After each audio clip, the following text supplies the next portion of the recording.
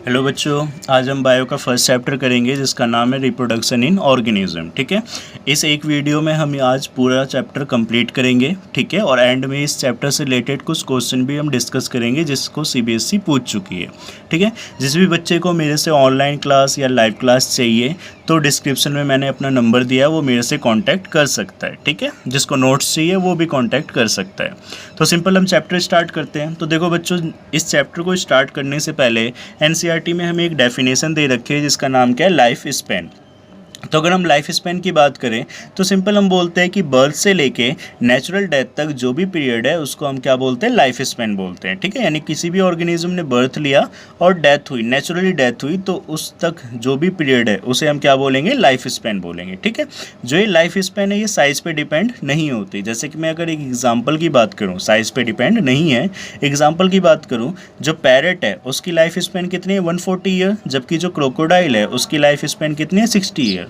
तो सिंपल हमें दिख रहा है कि जो क्रोकोडाइल है उसका साइज़ क्या है, ज़्यादा है, जबकि पैरेट का साइज़ क्या है, कम है। तो सिंपल जो साइज़ है उस पर लाइफ स्पैन हमारी डिपेंड नहीं हो रही। ठीक है, अब आते हैं अपने चैप्टर पे। तो हमारा चैप्टर ही है रिप्रोडक्शन इन ऑर्गेनिज्म।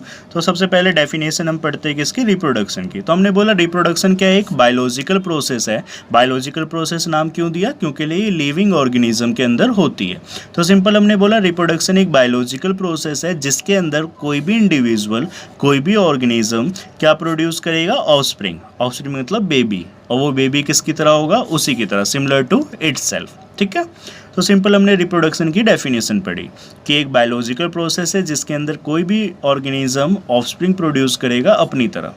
अब हमने रिप्रोडक्शन को दो पार्ट में डिवाइड कर रखा है, एसेक्सुअल रिप्रोडक्शन और सेक्सुअल रिप्रोडक्शन। जब भी हम किसी भी चीज़ को डिवाइड करते हैं तो हम कुछ ना कुछ बेसिस लेते हैं। यहाँ पे हमने बेसिस क्या लिया है कि अगर एक पेरेंट इन्वॉल्व है तो एसेक्सुअल रिप्रोडक्शन, और अगर दो पेरेंट इन्वॉल्व है तो सेक्सुअल रिप्रोडक्शन। ठीक है, तो सबसे पहले हम एसेक्सुअल रिप्रोडक्शन के बारे में पढ़ेंगे। तो एसेक्सुअल रिप्रोडक्शन देखते हैं। तो एसेक्सुअल रिप्रोडक्शन में सबसे पहला पॉइंट क्या है कि ये कैसा होता है, यूनिपेरेंटल। अभी जस्ट हमने बोला यहाँ पे एक पेरेंट इन्वॉल्व होता है, इसीलिए क्या बोलते हैं हम इसे, यूनिपेरेंटल, क्योंकि यूनि मतलब क्या होता है, एक होता है। फिर हम बोलते हैं कि जो एसेक्सुअल रिप्रोडक्शन है ये ऐसे ऑर्गेनिज्म में देखने को मिलता है जिनकी बॉडी ऑर्गेनाइजेशन कैसी होती है, सिंपल होती है। जैसे कि हमने 11th में पढ़ा था, जो मोनरा होते हैं, प्रोटिस्टा होते हैं, ये यूनिसेलुलर ऑर्गेनिज्म होते हैं। तो इनके अंदर कैसा रिप्रोडक्शन होगा, हमारा एसेक्सुअल रिप्रोडक्शन होगा। ठीक है, नेक्स्ट क्या पॉइंट है, क्लोन। अब यहाँ पे हमें एक डेफिनेशन दे रखी है, क्लोन। क्लोन वर्ड क्या है, तो बेसिकली हमने बोला कि एसेक्सुअल रिप्रोडक्शन के दौरान जितने भी ऑफस्प्रिंग मिलेंगे या जो भी ऑफस्प्रिंग प्रोड्यूस होते हैं वो कैसे होते हैं, जेनेटिकली मतलब जीन का कॉम्बिनेशन, मॉर्फोलॉजिकली मतलब एक्सटर्नली। तो वो जेनेटिकली और मॉर्फोलॉजिकली क्या होते हैं, सेम होते हैं, आपस में भी और अपने पेरेंट से भी। जैसे एक पेरेंट से अगर दो ऑफस्प्रिंग प्रोड्यूस हुए हैं तो वो दोनों ऑफस्प्रिंग आपस में भी सेम होंगे, चाहे वो जीन के कॉम्बिनेशन से या एक्सटर्नली, और अपने पेरेंट से भी सेम होंगे। तो उन ऑफस्प्रिंग के लिए जो एसेक्सुअल रिप्रोडक्शन के दौरान प्रोड्यूस होते हैं उनके लिए हम क्या वर्ड यूज़ करते हैं, क्लोन वर्ड यूज़ करते हैं। ठीक है, नेक्स्ट हेडिंग क्या है हमारा, मोड्स ऑफ एसेक्सुअल रिप्रोडक्शन, कि जो ये एसेक्सुअल रिप्रोडक्शन है इसको करने के क्या क्या तरीके हैं, या अलग अलग ऑर्गेनिज्म कैसे कैसे खुद को एसेक्सुअली रिप्रोड्यूस करते हैं। ठीक है, तो सबसे फर्स्ट हमने क्या पढ़ना है, बाइनरी फिजन। अब देखो, बाइनरी फिजन में नाम में मतलब छुपा है। बाई मतलब क्या होता है, दो, नैरी मतलब होता है यूनिट, और फिजन मतलब क्या होता है, ब्रेक होना। तो यहाँ नाम से ही पता चल गया कि कोई चीज़ दो यूनिट में क्या हो रही है, ब्रेक हो रही है। तो हमने पढ़ रखा है कि बाइनरी फिजन के अंदर जो पेरेंट सेल है, एक पेरेंट सेल हमें कितने डॉटर सेल देता है, दो डॉटर सेल्स देता है। ठीक है, तो इस चीज़ को हम क्या बोलेंगे, बाइनरी फिजन। फिर यहाँ पे क्या है, नेक्स्ट पॉइंट क्या है, in this organism cell division is itself a mode of reproduction. इस पॉइंट को अभी यहाँ से क्लियर कर लेते हैं हमने सिंपल क्या बनाया, एक डायग्राम बनाया जिसमें हमने यहाँ पे पेरेंट सेल दिखाया। फिर हम क्या करते हैं, सबसे पहले न्यूक्लियस को डिवाइड करते हैं। तो न्यूक्लियस जब डिवाइड होती है तो उस प्रोसेस को क्या नाम दिया जाता है, कैरियोकाइनेसिस। कैरियो मतलब न्यूक्लियस, काइनेसिस मतलब ब्रेक होना। फिर उसके बाद दोनों सेल अलग होती है तो उस प्रोसेस को हम बोलेंगे साइटोकाइनेसिस। साइटो मतलब सेल, काइनेसिस मतलब ब्रेक होना। और इस तरह से हमें दो डॉटर सेल्स मिल जाती हैं। तो हुआ ना कि एक सेल से हमें कितनी सेल मिली, दो सेल मिली। अगर मैं सेल डिवीज़न की बात करूँ तो सेल डिवीज़न में भी तो हम यही बोलते हैं ना कि एक सेल से कितनी सेल मिली, दो सेल मिले। तो अब हम इस पॉइंट पे आते हैं। हमने क्या बोला कि इस ऑर्गेनिज्म के अंदर, यानी जो ऑर्गेनिज्म बाइनरी फ्यूजन करते हैं उनके अंदर बेसिकली हो क्या रहा है, सेल डिवीजन हो रहा है। बट एक सेल डिवीजन ही किसका मोड है, रिप्रोडक्शन का मोड है ना, कि सेल डिवीजन के थ्रू ये खुद को क्या कर रहे हैं, रिप्रोड्यूस कर रहे हैं। यहाँ पे जो डिवीजन होता है वो कैसा होता है, इक्वल होता है, दोनों डॉटर सेल सेम साइज की हमें मिल देंगी। ठीक है, किन में होता है, तो अमीबा में और पैरामीशियम में। तो ये हमारा फर्स्ट मोड था बाइनरी फ्यूजन। सेकंड मोड है हमारा क्या, बर्डिंग। ठीक है, तो बर्डिंग भी पढ़ रखा है, ये भी लोअर क्लास का ही है, कि यहाँ पे जो पेरेंट सेल होता है वो पेरेंट सेल क्या करता है, डिवाइड करता है। बट यहाँ पे जो डिवीजन होगा वो अनइक्वल होगा। तो जब मैंने अनइक्वल वर्ड यूज़ कर दिया तो एक मेरे को लार्जर सेल मिलेगी और एक क्या मिलेगी, स्मॉलर सेल मिलेगी। ठीक है, जो लार्जर सेल है उसके लिए हम वर्ड यूज़ करेंगे पेरेंट सेल, और स्मॉलर के लिए क्या वर्ड यूज़ करेंगे, बर्ड। होता क्या है कि ये जो बर्ड है ये इनिशियली पेरेंट सेल से अटैच होती है और यहाँ से अपना नरिशमेंट लेती है। बट जब ये मैच्योर हो जाएगी तो मैच्योर होने के बाद ये पेरेंट सेल से क्या हो जाएगी, डिटैच हो जाएगी और जर्मिनेट होके एक न्यू प्लांट हमें दे देता है। तो इस प्रोसेस को हम क्या बोलते हैं, बर्डिंग बोलते हैं। एग्जाम्पल की अगर मैं बात करूँ तो ईस्ट का साइंटिफिक नेम क्या होता है, सैक्रोमाइसिस सर्विसिया। ठीक है, थर्ड जो मोड है हमारा वो क्या है, गैम्यूल फॉर्मेशन। गैम्यूल फॉर्मेशन के एग्जाम्पल क्या है, स्पॉन्ज और मार्केंसिया। हमने 11th में मार्केंसिया में पढ़ा था जेमा कप। अगर किसी को याद हो, जब हमने 11th में ब्रायोफाइट्स पढ़ा था तो वहाँ हमने मार्केंसिया पढ़ा था और वहाँ हमने जेमा कप भी पढ़ा था। तो वहाँ भी हमने पढ़ा था कि जो जेमा कप है उसके अंदर फूड रिजर्व होता है और उससे एक न्यू प्लांट मिलता है, मतलब एसेक्सुअली रिप्रोड्यूस। तो सेम चीज़ यहाँ पे भी हम पढ़ रहे हैं कि जो गैम्यूल है उसी जेमा को क्या बोला गया, गैम्यूल बोला गया है। गैम्यूल क्या है, प्रोपाग्यूल्स है। प्रोपाग्यूल्स मतलब ये वो स्ट्रक्चर है जिसके अंदर कैपेबिलिटी है कि एक न्यू प्लांट हमें दे दे। इसके अंदर फूड रिजर्व होता है और ये भी जब मैच्योर हो जाता है तो पेरेंट बॉडी से क्या हो जाएगा, डिटैच हो जाएगा, अलग हो जाएगा और जर्मिनेट होके हमें एक न्यू प्लांट दे देगा। ठीक है, ये बुक में एक डायग्राम बन रखा है एनसीईआरटी में, ये किसका गैम्यूल है, स्पॉन्ज का गैम्यूल है। ठीक है, तो हमारा थर्ड मोड क्या था, गैम्यूल फॉर्मेशन।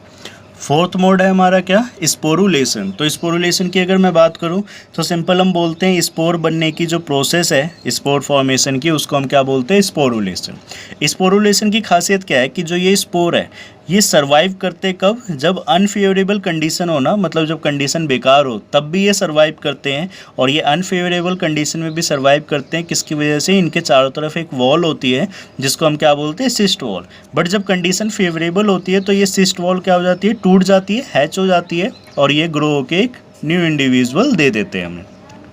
एनसीईआरटी में एक ऐसा डायग्राम बन रखा है स्पोर का और उसके चारों तरफ लेयर क्या है, सिस्ट वॉल है, ये सिस्ट वॉल। ठीक है, एग्जाम्पल की बात करूँ तो एल्गी, फंगी। एल्गी में भी स्पेसिफाई अगर हम करें तो क्लैमिडोमोनास।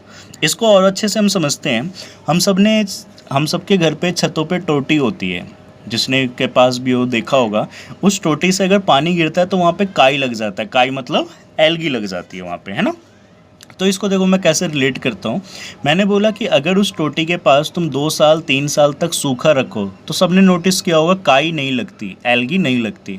बट अगर तुम वहाँ पे पानी गिराना स्टार्ट कर दो, मतलब तुम कंडीशन कैसी दे रहे हो, फेवरेबल कंडीशन दे रहे हो, तो उस फेवरेबल कंडीशन के केस में वो काई, वो एल्गी क्या कर जाती है, जर्मिनेट कर जाती है। इसका मतलब जब कंडीशन मिली फेवरेबल तो स्पोर क्या कर गए, जर्मिनेट कर गए। बट अगर अनफेवरेबल कंडीशन में 4 साल तक रखूं, मतलब अगर मैं 4 साल तक वहाँ पे सूखा रखूं तो एल्गी ग्रो नहीं करते, बट 4 साल तक वो वहाँ पे सर्वाइव कर रहे हैं, तो एल्गी वहाँ पे अनफेवरेबल कंडीशन में भी सर्वाइव कर रहे हैं। तो मैंने बताया किसकी वजह से सर्वाइव कर पाते हैं, सिस्ट वॉल की मदद से। ठीक है, तो आई थिंक क्लियर हो चुका होगा कि स्पोरुलेशन और स्पोर का कंसेप्ट क्या है। एक कॉमन सा एग्जांपल दिया है जो कि हम सब ने देख रखा है। ठीक है, नेक्स्ट आते हैं हम। नेक्स्ट हमारा मोड क्या है, फ्रेगमेंटेशन। फ्रेगमेंट मतलब क्या होता है, स्मॉल पीसेस। तो सिंपल हम बोलते हैं कि यहाँ पे जो पेरेंट सेल है वो पेरेंट सेल छोटे छोटे फ्रेगमेंट में क्या हो जाता है, ब्रेक हो जाता है, डिवाइड हो जाता है और हर एक फ्रेगमेंट हमें एक न्यू इंडिविजुअल देता है। जैसा कि डायग्राम से हम क्लियर करते हैं, मैंने एक पेरेंट सेल बनाया। ठीक है, इस पेरेंट सेल को मैंने 3 छोटे छोटे फ्रेगमेंट में क्या कर दिया, डिवाइड कर दिया। अब मैंने क्या बोला कि हर एक फ्रेगमेंट हमें एक न्यू इंडिविजुअल, एक न्यू बड़ा सा पेरेंट सेल यानी प्लांट दे देगा। ठीक है, तो सिंपल यहाँ पे क्या हुआ, ये प्रोसेस क्या हुई, फ्रेगमेंटेशन। जहाँ पे पेरेंट सेल छोटे छोटे फ्रेगमेंट में डिवाइड हुआ और हर एक फ्रेगमेंट हमें एक न्यू इंडिविजुअल दे रहा है। अब देखो एक छोटा सा फ्रेगमेंट एक पूरा का पूरा इंडिविजुअल दे रहा है, मतलब ग्रोथ हो रही है। और जब भी हम ग्रोथ की बात करते हैं तो हम डिवीजन कौन सी बोलेंगे, माइटोसिस, क्योंकि जो माइटोसिस डिवीजन है वो किसके लिए रिस्पॉन्सिबल होता है, ग्रोथ के लिए रिस्पॉन्सिबल होता है। ठीक है, तो माइटोसिस के थ्रू वो छोटा सा फ्रेगमेंट हमें एक न्यू इंडिविजुअल देगा। आगे आते हैं, नेक्स्ट हमारा क्या है, यानी अगर हम फ्रेगमेंटेशन की बात करें तो एग्जांपल क्या है, स्पायरोगायरा। स्पायरोगायरा एक एल्गी है जिसके अंदर फ्रेगमेंटेशन के थ्रू न्यू इंडिविजुअल प्रोड्यूस होते हैं। ठीक है, इसके अलावा कुछ और चीज़ें भी दे रखी हैं एनसीईआरटी में, जैसे कि इन दो का जिक्र कर रखा है, पेनिसिलियम नोटेटम। पेनिसिलियम नोटेटम एक फंगी है जिससे हमें क्या मिला है, पेनिसिलिन। सबने सुना होगा पेनिसिलिन जो है वो फर्स्ट एंटीबायोटिक है। तो वो जिस फंगी से हमें मिलता है उसे हम क्या बोलते हैं, पेनिसिलियम नोटेटम। तो ये फंगी भी खुद को एसेक्सुअल रिप्रोड्यूस करता है, तो इसके अंदर जो एसेक्सुअल स्ट्रक्चर पाया जाता है उसको हम नाम क्या देते हैं, कोनिडिया। तो सिंपल जो पेनिसिलियम नोटेटम फंगी है उसके अंदर कोनिडिया फॉर्मेशन के थ्रू एसेक्सुअली रिप्रोडक्शन होगा। ठीक है, नेक्स्ट इवेंट क्या है, रीजनरेशन। रीजनरेशन भी सुन रखा होगा तुम सब ने, ये सब हम लोअर क्लास की बातें पढ़ रहे हैं। यहाँ पे क्या होता है, जो पार्शली डैमेज्ड ऑर्गन या पार्ट है वो दोबारा क्या हो जाता है, रीजनरेट हो जाता है। री मतलब दोबारा जनरेट होना, कि अगर कोई पार्ट डैमेज हो गया है तो वो दोबारा रीजनरेट हो। हमने 10th में पढ़ा था कि सबसे ज़्यादा रीजनरेशन कैपेसिटी किसकी होती है, प्लेनेरिया की होती है, कि ये अपने पार्ट को दोबारा क्या करता है, रीजनरेट करता है। इसी के साथ साथ हम सब ने लिजार्ड टेल देख रखा है, अगर देखा हो कि लिजार्ड की जो टेल है वो भी दोबारा क्या कर जाती है, रीजनरेट कर जाती है। एक नई चीज़ हम पढ़ते हैं कि हमारा जो ह्यूमन है, हमारे अंदर जो ऑर्गन होता है लीवर, उसके अंदर भी खासियत है कि अगर वो पार्शली डैमेज हो जाए तो दोबारा रीजनरेट हो जाती है। सीबीएसई ने क्वेश्चन भी पूछ रखा है और उस क्वेश्चन को मैंने इस वीडियो के लास्ट में डिस्कस कर रखा है। ठीक है, तो हमारा ये एसेक्सुअल रिप्रोडक्शन खत्म हुआ। अब हम क्या पढ़ेंगे, वेजिटेटिव प्रोपागेशन। देखो बच्चों, वेजिटेटिव रिप्रोडक्शन स्टार्ट करने से पहले मैं एक चीज़ बता दूं कि तुम्हें अगर ये कंटेंट कम लग रहा हो, बट मैं ये कह सकता हूँ कि ये जो कंटेंट है ये पूरा एनसीईआरटी से लिया गया है और इससे बाहर सीबीएसई कोई भी क्वेश्चन नहीं पूछेगी। अगर फर्स्ट चैप्टर से कोई क्वेश्चन आएगा तो वो इसी कंटेंट से आएगा, क्योंकि यहाँ पे पूरी एनसीईआरटी का निचोड़ है। तो कम टाइम में ब्रीफ नोट में तुम्हें पूरा का पूरा एक चैप्टर पढ़ने को मिल रहा है, तो इसे अच्छे से करके जाना। सीबीएसई इससे बाहर क्वेश्चन नहीं पूछती है। इवन जितने भी चैप्टर मैं पढ़ाऊँगा उनके जो नोट्स हैं उससे बाहर सीबीएसई ने आज तक क्वेश्चन नहीं पूछा है। ठीक है, तो इन नोट्स को अच्छे से पढ़ के जाना तुम लोग। हेलो बच्चों, जैसे कि आप लोगों को पता है कि हम बायोलॉजी का फर्स्ट चैप्टर पढ़ रहे हैं जिसका नाम है रिप्रोडक्शन इन ऑर्गेनिज्म। इससे फर्स्ट पार्ट में हमने इसका एसेक्सुअल रिप्रोडक्शन पढ़ लिया था। इस पार्ट में हम वेजिटेटिव प्रोपगेशन और सेक्सुअल रिप्रोडक्शन को पढ़ेंगे। तो सबसे पहले हम वेजिटेटिव प्रोपगेशन स्टार्ट करते हैं। अगर हम वेजिटेटिव प्रोपगेशन की बात करें तो उसमें हम क्या करते हैं, प्लांट के पार्ट से, प्लांट का पार्ट कुछ भी हो सकता है, रूट हो सकता है, स्टेम हो सकता है, लीफ हो सकता है, उस प्लांट के पार्ट से हम डेवलप करेंगे न्यू प्लांट। ठीक है, और ये सारी चीज़ें कब होगी, जब कंडीशन कैसी होगी, फेवरेबल कंडीशन होगी। ठीक है, बेसिकली हम कर क्या रहे हैं, हम प्लांट का एक पार्ट ले रहे हैं, उस प्लांट के पार्ट से एक पूरा का पूरा प्लांट हम डेवलप कर रहे हैं। तो एक छोटे से पार्ट से पूरा प्लांट डेवलप हो रहा है, मतलब क्या हो रही है, ग्रोथ हो रही है। और जब भी ग्रोथ होती है तो डिवीजन कौन सी होगी, माइटोसिस डिवीजन होगी। तो हमने बोला कि जो वेजिटेटिव प्रोपगेशन है उसको करने के लिए डिवीजन कौन सी है, माइटोटिक डिवीजन है। ठीक है, अब जो ये वेजिटेटिव प्रोपगेशन होता है ये दो तरह के होते हैं, आर्टिफिशियल होता है और नेचुरल होता है। तो सबसे पहले हम आर्टिफिशियल वेजिटेटिव प्रोपगेशन का जिक्र करेंगे, उसके बाद हम नेचुरल का जिक्र करेंगे। तो अगर हम आर्टिफिशियल की बात करें तो जो पहला मेथड है आर्टिफिशियल वेजिटेटिव प्रोपगेशन करने का, वो क्या है, हमारा कटिंग, जिसको हम स्टेम कटिंग के नाम से भी जानते हैं।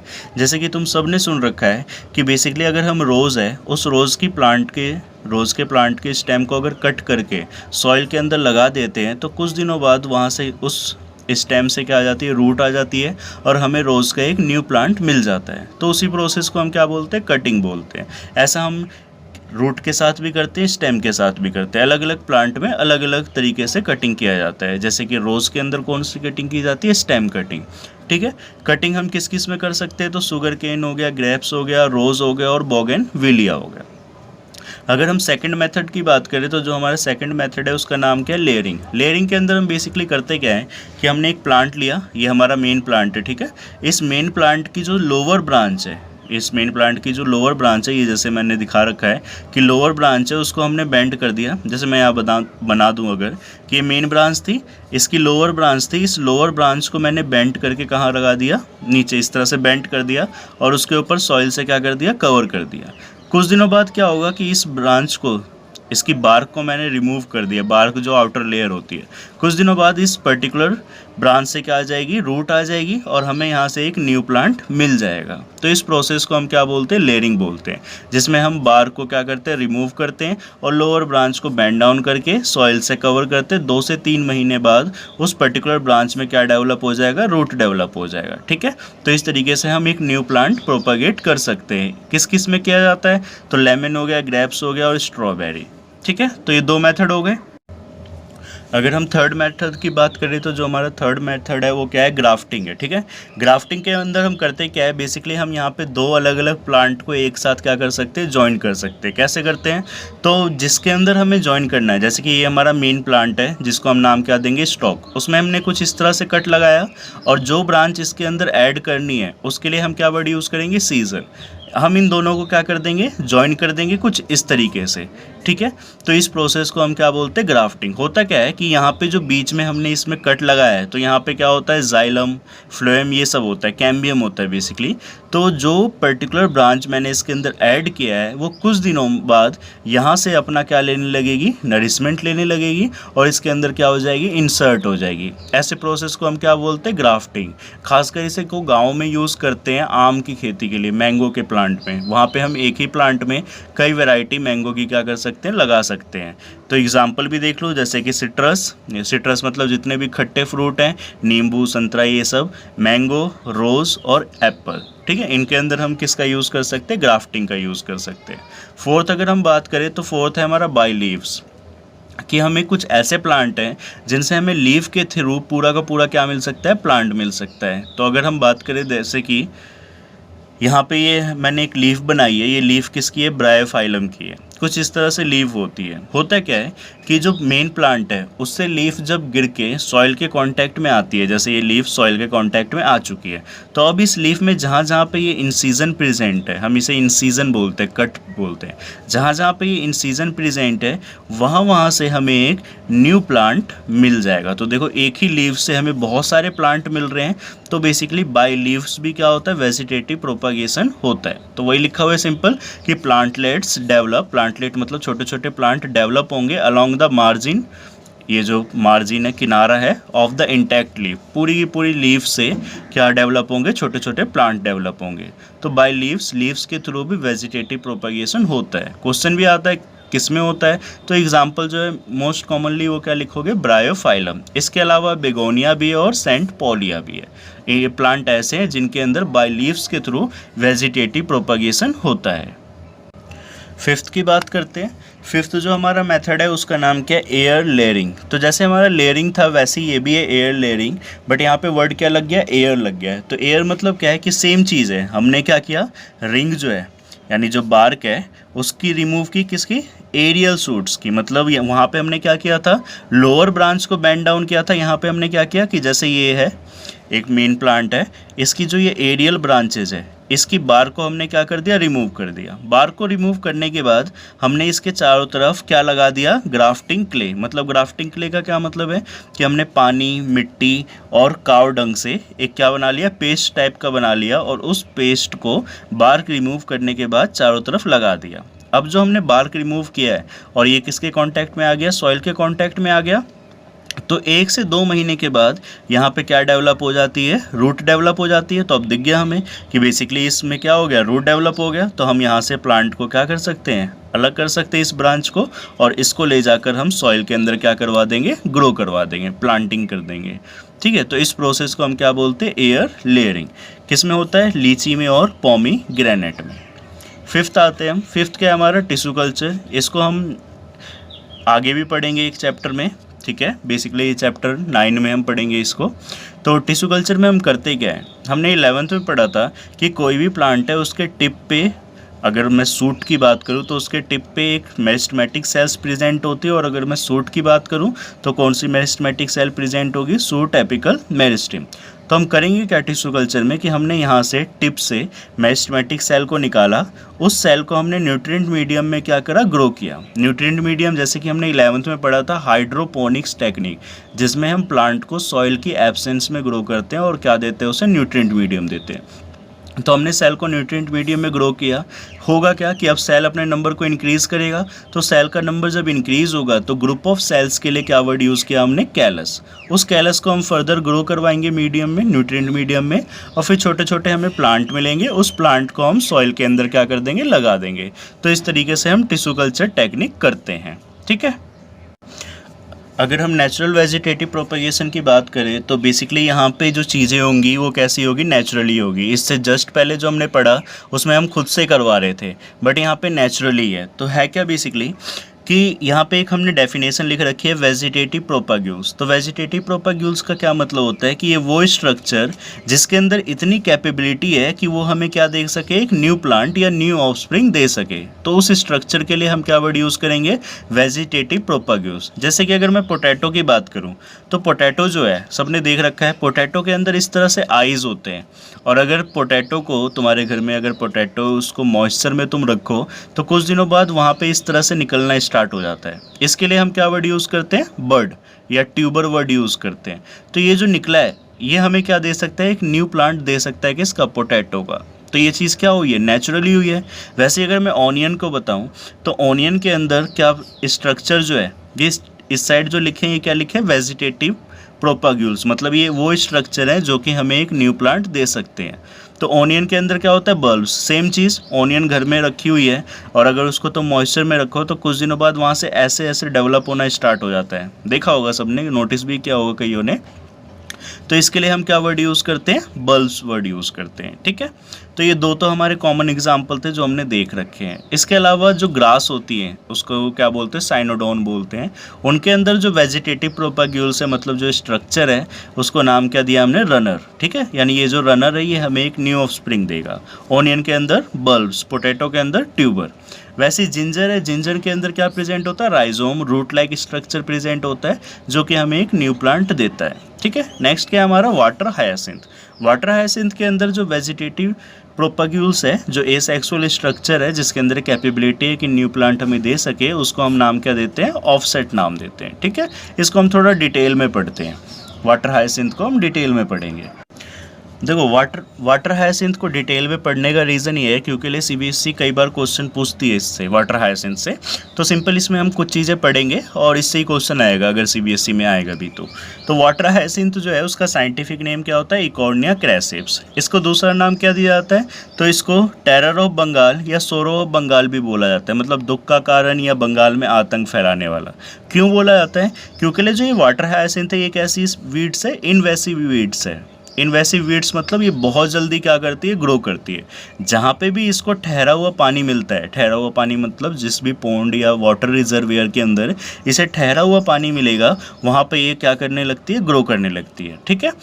अब इसकी एक खास बात बताऊं कि बेसिकली इस वाटर हायासिंथ को इंडिया में इंट्रोड्यूस किया गया था। ये एक बाहर से मंगाई गई स्पीसीज़ है। इसको इंडिया में इंट्रोड्यूस करने का रीज़न क्या था कि इसके जो फ्लावर है उसका कलर बहुत अच्छा था और इसके लीफ का स्ट्रक्चर भी बहुत अच्छा है, ब्यूटीफुल। इस वजह से इसको इंडिया में क्या किया गया, इंट्रोड्यूस किया गया। बट इसका साइड इफ़ेक्ट क्या होने लगा कि ये बहुत जल्दी जल्दी ग्रो करता था, तो जिस भी वाटर बॉडीज़ के अंदर हमने इसे ग्रो करवाया वहाँ की ऑक्सीजन को ये क्या करने लग गया, ख़त्म करने लग गया, जिसकी वजह से जो एक्वेटिक ऑर्गेनिज्म है उनकी क्या होने लगी, डेथ होने लगी, और बेसिकली किसकी, फिशेस की, ठीक है। अब हमने बोला कि जो इसके अंदर वेजिटेटिव प्रोपगेशन है वो कैसे होता है, फिनोमिनल रेट। फिनोमिनल रेट मतलब बहुत जल्दी जल्दी ये क्या करता है, ग्रो करता है। जैसे कि ये मैंने एक डायग्राम बनाया है, एनसीईआरटी में बना हुआ है, इस तरह से लीफ के स्ट्रक्चर बने हुए हैं। तो ये जो लीफ है, दोनों लीफ के बीच में क्या है, हमारा ऑफसेट है, एसेक्सुअल स्ट्रक्चर है। तो मैंने इस लीफ को ऐसे लाइन से बनाया, ठीक है, कि ये लाइन से मैंने क्या रिप्रेजेंट किया, लीफ, और बीच में हमारा क्या है, ये ऑफसेट है। होता क्या है, ये ऑफसेट इस तरह से ब्रेक हुआ, और जब ये ऑफसेट ब्रेक हुआ तो कुछ इस तरह से दोनों अलग हो गए।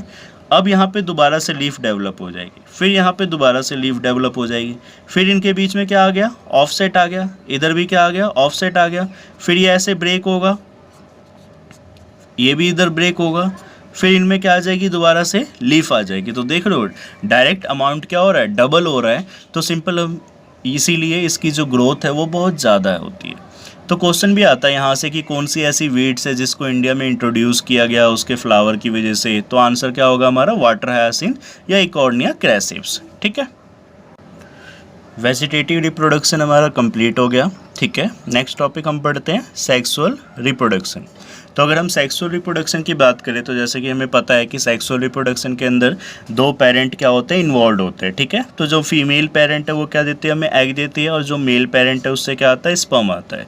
दोनों कंडीशन कैसी होती है, हैप्लॉइड होती है। मतलब अगर 23 क्रोमोसोम ये ला रहा है तो 23 क्रोमोसोम ये भी स्पर्म से भी आएगा। दोनों जब फ्यूज होते हैं तो हमें क्या मिलता है, जाइगोट, और जाइगोट कंडीशन कैसी होती है, डिप्लॉइड। मतलब 23 कितना हो जाएगा, 46 क्रोमोसोम। ठीक है, तो हमें कुछ बेसिक सी चीज़ें पढ़नी है कि जितने भी सेक्सुअली रिप्रोड्यूस करने वाले ऑर्गेनिज्म हैं उनकी लाइफ में कुछ फेजेस आते हैं। तो हमारी नेक्स्ट हेडिंग क्या है, फेजेस ऑफ सेक्सुअल रिप्रोडक्शन, कि कौन कौन से फेज आते हैं जो भी ऑर्गेनिज्म सेक्सुअली रिप्रोड्यूस करते हैं।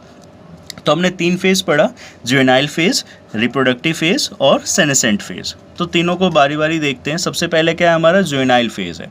तो जुवेनाइल फेज की अगर हम बात करें तो जुवेनाइल फेज का मतलब होता है कि वो पीरियड जो कि बर्थ से लेके कब तक होता है, प्यूबर्टी तक। बर्थ से प्यूबर्टी तक जो भी पीरियड होता है उसे किसके अंदर रखते हैं, हम जुवेनाइल फेज के अंदर रखते हैं। उसके बाद प्यूबर्टी के बाद हम किस फेज में एंटर हो जाते हैं, रिप्रोडक्टिव फेज में। तो हम जुवेनाइल फेज की एक और डेफिनेशन बोलते हैं कि ये वो पीरियड है, बेसिकली किससे पहले का पीरियड, रिप्रोडक्टिव फेज से पहले का जो पीरियड है वो भी किसके अंदर आएगा, जुवेनाइल फेज के अंदर आएगा। आते हैं हम अगर रिप्रोडक्टिव फेज की बात करें तो हम बोलते हैं कि रिप्रोडक्टिव फेज वो फेज जिसके अंदर उस ऑर्गेनिज्म के अंदर कैपेबिलिटी आ जाए कि वो खुद को क्या कर सके, रिप्रोड्यूस कर सके। ठीक है, इस रिप्रोडक्टिव फेज को हम थोड़ा सा डिटेल में देखते हैं। तो हमने दोनों में पढ़ना है, प्लांट के अंदर भी पढ़ना है और एनिमल के अंदर भी पढ़ना है। तो अगर हम प्लांट की बात करें तो प्लांट में कैसे पता चलेगा कि वो प्लांट हमारा रिप्रोडक्टिव फेज में आ गया है, तो सिंपल उस प्लांट के अंदर अगर फ्लावरिंग आ जाती है, जो फ्लावर है वो किसी भी प्लांट का रिप्रोडक्टिव पार्ट होता है, तो अगर उस प्लांट के अंदर फ्लावरिंग आ रही है इसका मतलब वो प्लांट किस में एंटर कर चुका है, हमारा रिप्रोडक्टिव फेज में एंटर कर चुका है। अब हम नॉर्मली देखते हैं कि जो प्लांट है वो एक पर्टिकुलर टाइम पे क्या देते हैं, फ्लावरिंग देते हैं। कुछ प्लांट साल में एक बार देते हैं, कुछ 2 बार देते हैं, कुछ 2 साल में एक बार देते हैं, इस तरीके से। बट हम 2 ऐसे एग्जाम्पल हम यहाँ पे पढ़ रहे हैं जो कि अनयूजुअल फ्लावरिंग फिनोमिना शो करते हैं। अनयूजुअल मतलब अजीब तरीके से, और CBSE यहाँ से क्वेश्चन पूछती है, ये इंपॉर्टेंट है। कैसे पूछती है क्वेश्चन, पहले पढ़ लेते हैं हम टॉपिक। सिंपल हमने क्या बोला कि ये 2 ऐसे एग्जाम्पल लिखे जो कि अनयूजुअल फ्लावरिंग फिनोमिना शो करते हैं। तो पहला एग्जाम्पल हमारा क्या है, बैम्बू। अब देखो बैम्बू की खासियत क्या है कि अपनी पूरी लाइफ में सिर्फ एक बार फ्लावरिंग देगा और उसके बाद फिर क्या हो जाता है, ये डाई हो जाता है, मर जाता है। ठीक है, तो हो गया अनयूजुअल, अजीब तरीके का फिनोमिना कि पूरी लाइफ में सिर्फ इसने एक बार ही फ्लावरिंग प्रोड्यूस किया। दूसरे एग्जाम्पल की अगर हम बात करें तो दूसरा एग्जाम्पल है हमारा स्ट्रॉबिलैंथस कुंथियाना। इसका साइंटिफिक नेम क्या है, नीला कुरेंजी।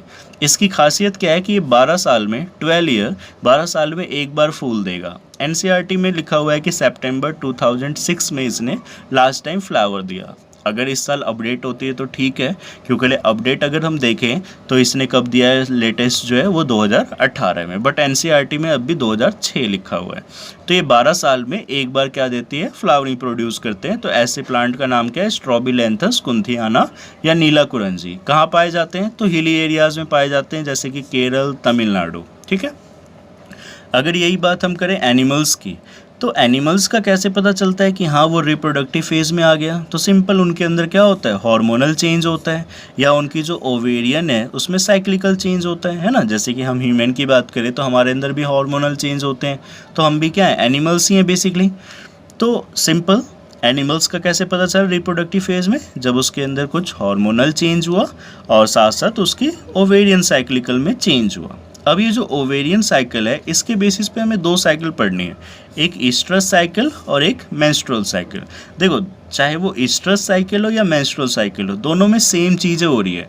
दोनों में क्या हो रहा है, जैसे मेंस्ट्रुएशन आ रहा है, जैसे हमें मेंस्ट्रुएशन तो पता है ना, पीरियड आना, तो ये दोनों के अंदर हो रहा है। बट ईस्ट्रस साइकिल नाम क्यों दिया गया, क्योंकि ये किस में होता है, नॉन प्रीमेट में, जो हमारे पूर्वज नहीं है, जैसे कि डॉग, कैट, रैट। बट जो मेंस्ट्रुअल साइकिल है उसको मेंस्ट्रुअल साइकिल बोला जाता है, वो किस में होता है, प्रीमेट्स में।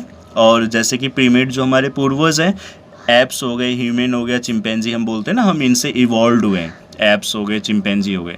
तो इनके अंदर जो चीज़ हो रही है, मतलब जो ओवरी के अंदर चेंज होना, हर मंथ पीरियड्स आना, उसे क्या नाम दिया, मेंस्ट्रुअल साइकिल। बट सेम चीज़ अगर नॉन प्रीमेट्स में हो रही है तो उसको हम क्या बोलेंगे, ईस्ट्रस साइकिल बोलेंगे। ठीक है, तो ये हमारा रिप्रोडक्टिव फेज था जिसको हमने थोड़ा सा डिटेल में देखा कि प्लांट के अंदर कैसे होगा और एनिमल के अंदर कैसे होगा।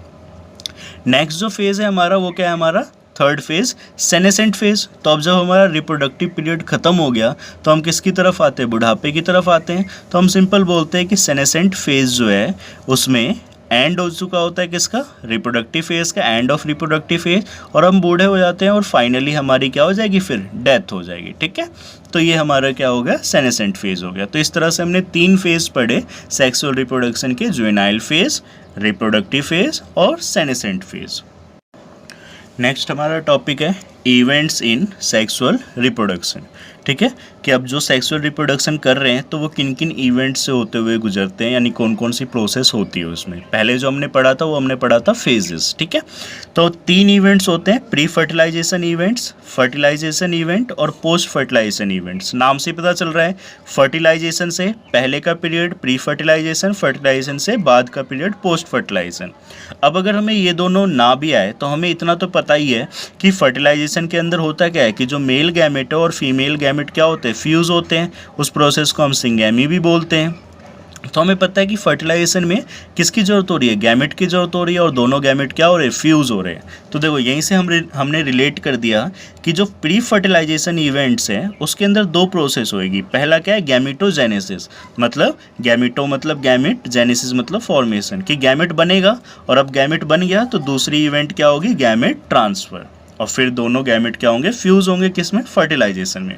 तो सिंपल हमने बोला कि प्री फर्टिलाइजेशन के अंदर 2 इवेंट होगा, एक गैमेटोजेनेसिस और दूसरा गैमेट ट्रांसफ़र। तो गैमेटोजेनेसिस मतलब गैमेट का बनना। तो सिंपल क्या है, यहाँ पे गैमेट बनाने के लिए जो कॉमन सेल्स होती है, जिस कॉमन नाम जो हम देते हैं सेल्स को, उसको हम क्या बोलते हैं, मियोसाइट मदर सेल। इसकी कंडीशन कैसी होती है, डिप्लॉइड होती है। और जो गैमेट बनते हैं, गैमेट हमेशा कैसे होंगे, हैप्लॉइड होंगे। इस चीज़ को याद रखना है, गैमेट हमेशा हैप्लॉइड। जैसे कि हमारे अंदर क्रोमोजोम कितने होते हैं, 46 क्रोमोजोम होते हैं, और जो हमारी बॉडी से अगर मेल है तो उसमें से जो स्पर्म निकलता है उसके अंदर कितने क्रोमोजोम होते हैं, 23। ऐसे ही फीमेल में जो एग प्रोड्यूस होता है उसके अंदर भी क्रोमोजोम कितने होते हैं, 23। बट जबकि फीमेल और मेल दोनों के अंदर क्रोमोजोम कितने, 46 है। तो यहाँ पे डिप्लॉइड से क्या होता है, हैप्लॉइड हुआ। तो जब डिप्लॉइड से हैप्लॉइड या क्रोमोजोम नंबर हाफ हुआ तो डिवीज़न कौन सी हुई, मियोसिस हुई। तो सिंपल हमें यहाँ से एक चीज़ पता चली कि जो मियोसाइट मदर सेल है जो कि डिप्लॉइड है, उसमें गैमेट बनाने के लिए जो डिवीज़न होती है उसको हम नाम क्या देते हैं, मियोसिस देते हैं। यहाँ से एक क्वेश्चन भी आ रखा है कि meiocyte cells are diploid but gametes are haploid, comment या जस्टिफाई, ऐसे करके सीबीएसई ने क्वेश्चन पूछ रखा है। तो सिंपल हम आंसर क्या करेंगे, क्योंकि वहाँ पे डिवीज़न कौन सी हुई है, मियोसिस हुई है।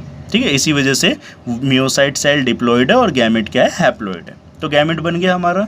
नेक्स्ट प्रोसेस क्या है हमारी, गैमेट ट्रांसफ़र। तो अगर हम एनिमल्स की बात करें तो एनिमल्स में इसी गैमेट को ट्रांसफ़र करने के लिए, स्पर्म को ट्रांसफ़र करने के लिए क्या किया जाता है, इंटरकोर्स किया जाता है या मीटिंग की जाती है। जबकि प्लांट के केस में हमने पढ़ा है कि पोलन ग्रेन को ट्रांसफ़र करने के लिए क्या होता है, पॉलिनेशन होता है। सबको पता है पॉलिनेशन, है ना। तो सिंपल इस तरीके से गैमेट को क्या किया जाता है, ट्रांसफ़र किया जाता है। जो मेल गैमेट होते हैं वो मोटाइल होते हैं, वो एक जगह से दूसरी जगह जाते हैं।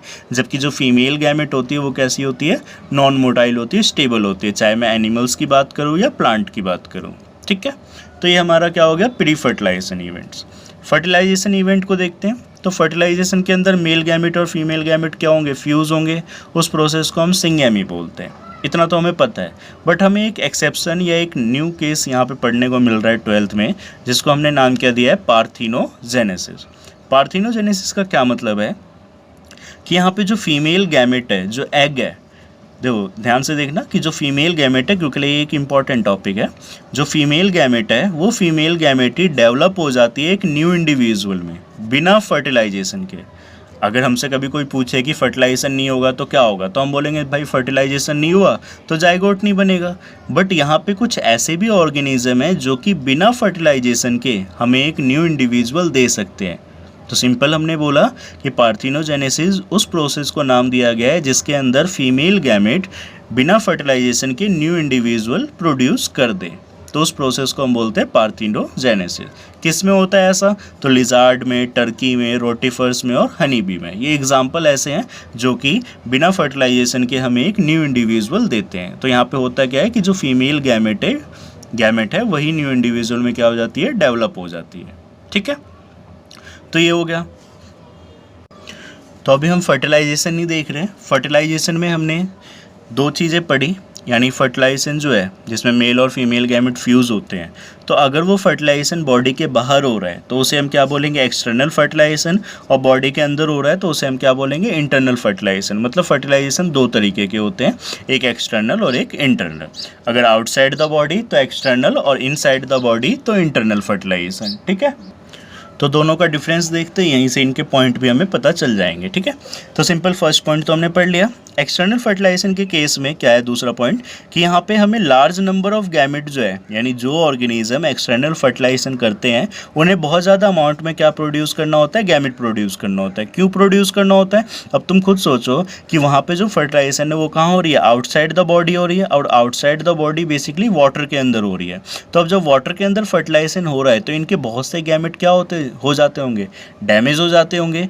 तो इसीलिए ये फर्टिलाइजेशन को बढ़ावा देने के लिए ज़्यादा अमाउंट में क्या प्रोड्यूस करते हैं? गैमेट प्रोड्यूस करते हैं। ठीक है, जबकि अगर मैं इंटरनल फर्टिलाइजेशन की बात करूं तो यहाँ पे जो एग है उसका अमाउंट क्या होता है? नंबर कम होता है, जबकि मेल गैमेट जो है उसका नंबर क्या होता है? ज़्यादा होता है। एक्सटर्नल फर्टिलाइजेशन के केस में जो ऑफस्प्रिंग है वो कम सर्वाइव करते हैं। क्यों? क्योंकि लिए बाहरी ऑफस्प्रिंग डेवलप होंगे तो जो प्रीडेटर है वो उसे खा जाते हैं, तो इसीलिए ऑफस्प्रिंग जो है कम सर्वाइव करते हैं।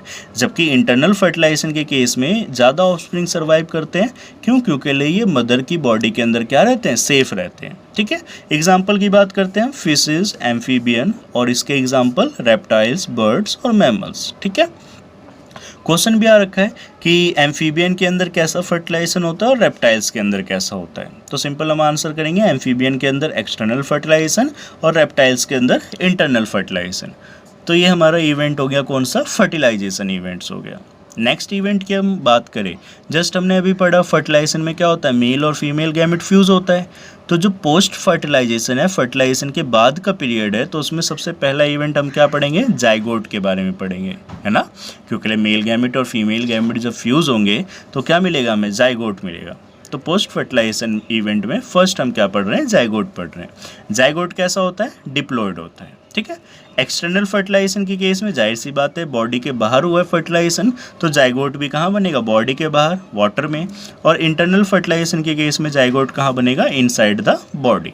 ठीक, फिर नेक्स्ट क्या है? जाइगोट की एक डेफिनेशन है यहाँ से कि जाइगोट जो है वो एक वाइटल लिंक है। वाइटल लिंक मतलब एक ज़रूरी है, जोड़ है एक तरह से, जो कि क्या इंश्योर करता है? Continuity of species. मतलब अगर जाइगोट बन गया तो नेक्स्ट स्पीसीज आने वाली है ना? पता है हमें कि वही जाइगोट एम्ब्रियो में डेवलप होगा और एक हमें न्यू बेबी मिल जाएगा।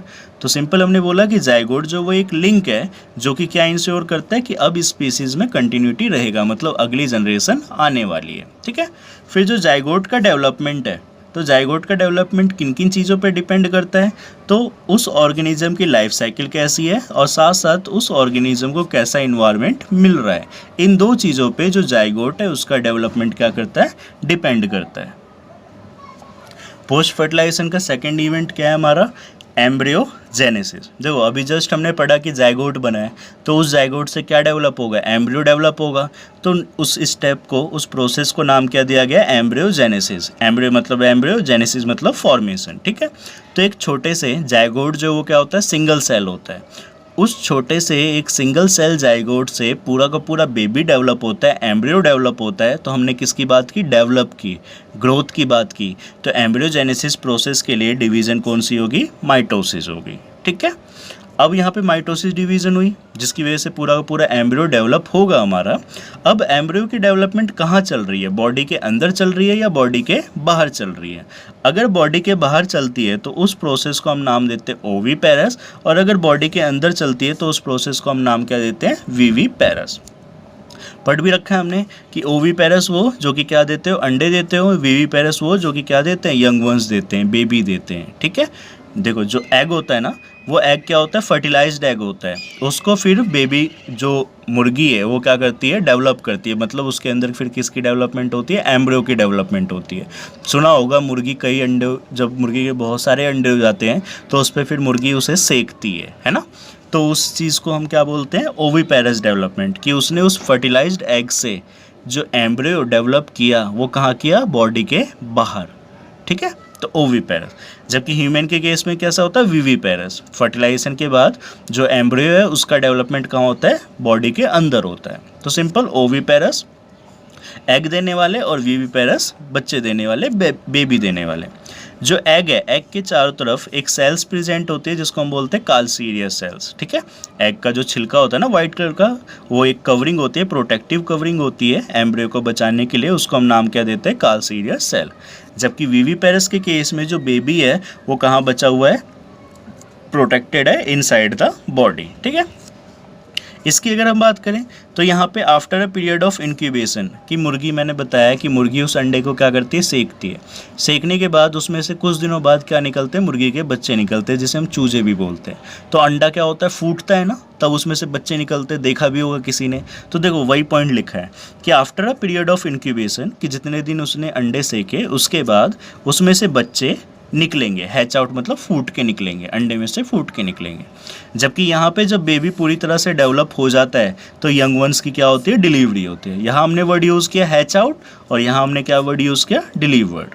एग्जाम्पल की अगर हम बात करें तो वो ओविपेरस रेप्टाइल्स, बर्ड्स ये अंडे देते हैं, और विविपेरस जितने भी मैमल्स हैं उसी के अंदर कौन आ जाता है, इंक्लूडिंग ह्यूमन बींग। तो ये तो हमने एनिमल्स की बात की। अगर मैं प्लांट की बात करूं कि प्लांट के अंदर पोस्ट फर्टिलाइजेशन इवेंट्स के बाद क्या होता है, यानी प्लांट के अंदर पोस्ट फर्टिलाइजेशन इवेंट्स में क्या क्या चीज़ें होती हैं, तो सिंपल यहाँ पे क्या होगा कि जो ओवरी है, पता ही है वो किस में कन्वर्ट हो जाती है, फ्रूट में। जो ओव्यूल है वो किस में कन्वर्ट हो जाएगा, सीड में। और जो ओवरी वॉल है वो किस में कन्वर्ट हो जाएगा, हमारा पेरिकार्प में। तो ये क्वेश्चन आ भी रखा है, पेरिकार्प मतलब फ्रूट का छिलका। तो जब हमारी ओवरी हमें फ्रूट दे रही है तो ओवरी की जो वॉल है वो हमें फ्रूट का क्या देगा, छिलका देगा, जिसको हम क्या बोलते हैं, पेरिकार्प। तो ये हमारा फर्स्ट चैप्टर था जो कि क्या हो गया, ख़त्म हो गया, ठीक है। अब हम कुछ क्वेश्चन डिस्कस करते हैं इस चैप्टर से जो कि सीबीएसई ने पूछ रखा है। तो हमारा फर्स्ट क्वेश्चन है, mention the unique flowering phenomena exhibited by Strobilanthes kunthiana. तो जो स्ट्रोबिलैंथस कुंथियाना उसके अंदर कौन सा यूनिक फ्लावरिंग फिनोमिना है, तो अभी जस्ट हमने पढ़ा कि वो 12 साल में एक बार क्या देता है, फूल देता है। उसका कॉमन नेम क्या है, तो उसका कॉमन नेम है नीला कोरेंसी, ठीक है। नेक्स्ट क्वेश्चन क्या है, name the human organ which can regenerate if partially damage. तो कौन सा ऑर्गन है जो कि हमारा अगर डैमेज हो जाए पार्सली तो वो दोबारा रीजनरेट हो जाता है, तो आंसर क्या होगा हमारा, लीवर होगा। थर्ड क्या है हमारा, कि बताओ कौन सी सेल डिवीज़न होगी जाइगोट के अंदर अगर उसको कैसी लाइफ साइकिल करनी है, हैप्लोन्टिक। तो देखो क्वेश्चन थोड़ा ध्यान से पढ़ो, वहाँ हमने पढ़ा था कि जाइगोट से एम्ब्रियो बन रहा है तो डिवीज़न हो रही है माइटोसिस, बट यहाँ इसने क्या बोला कि जो जाइगोट है, अब जाइगोट हमारा कैसा है, 2n है, और उस जाइगोट के अंदर डेवलपमेंट होनी है, बट उसको लाइफ साइकिल कौन सी करनी है, हैप्लोन्टिक। हैप्लोन्टिक मतलब हैप्लोइड, n करनी है, तो 2n से n। तो यहाँ पे जो डिवीज़न हम बोलेंगे वो क्या बोलेंगे, हम मियोसिस बोलेंगे, ठीक है। नेक्स्ट क्वेश्चन क्या है हमारा, why can't man B oviparous, कि जो मैन है या ह्यूमन है वो ओविपेरस क्यों नहीं है, अंडे क्यों नहीं देते। तो हम सिंपल बोलेंगे जो ह्यूमन है वो प्लेसेंटल मैमल्स है और हम ज़्यादा इवॉल्व्ड हैं, इसीलिए ह्यूमन जो है वो एग प्रोड्यूस नहीं करते, ठीक है। लास्ट क्वेश्चन देखते हैं हम, ये सारे के सारे क्वेश्चन सीबीएसई पूछ चुकी है। लास्ट क्वेश्चन क्या है कि जो बाइसेक्सुअल फ्लावर है उसके अंदर why is the transfer of pollen grain easier, उसके अंदर जो पोलन गेन है उसका ट्रांसफ़र आसानी से क्यों होता है in compare to unisexual flower. तो सिंपल सी बात, जो बाइसेक्सुअल फ्लावर है उसके अंदर मेल और फीमेल दोनों एक ही फ्लावर के अंदर होंगे, इसीलिए पोलन गेन का ट्रांसफ़र क्या होगा, आसानी से हो जाएगा। जबकि यूनिसेक्सुअल फ्लावर में मेल प्लांट अलग होता है, फीमेल प्लांट अलग होता है, इसीलिए ट्रांसफ़र ईजी नहीं होता। तो नेक्स्ट क्या बोल रहे हैं, name the specialised event in unisexual flower which help in transfer of pollen. तो फिर यूनिसेक्सुअल फ्लावर के अंदर पोलन को ट्रांसफर करने के लिए कौन सा इवेंट होता है, तो सिंपल, पोलन गेन को ट्रांसफर करने के लिए यूनिसेक्सुअल फ्लावर के अंदर जो इवेंट होता है उसे हम क्या बोलते हैं, पॉलिनेशन बोलते हैं, ठीक है। तो ये सिंपल सा हमारा फर्स्ट चैप्टर था, इसके कुछ क्वेश्चन भी हमने डिस्कस कर लिए, ठीक है बच्चों। तो लाइक करना वीडियो को अगर पसंद आए तो, और मैंने लिंक में और बेसिकली डिस्क्रिप्शन में अपना नंबर दे दिया है, जिसको भी लाइव क्लास या ऑनलाइन क्लास चाहिए तो वो मेरे को कांटेक्ट कर सकता है। ठीक है, डिस्क्रिप्शन में आपको नंबर मिल जाएगा। ओके।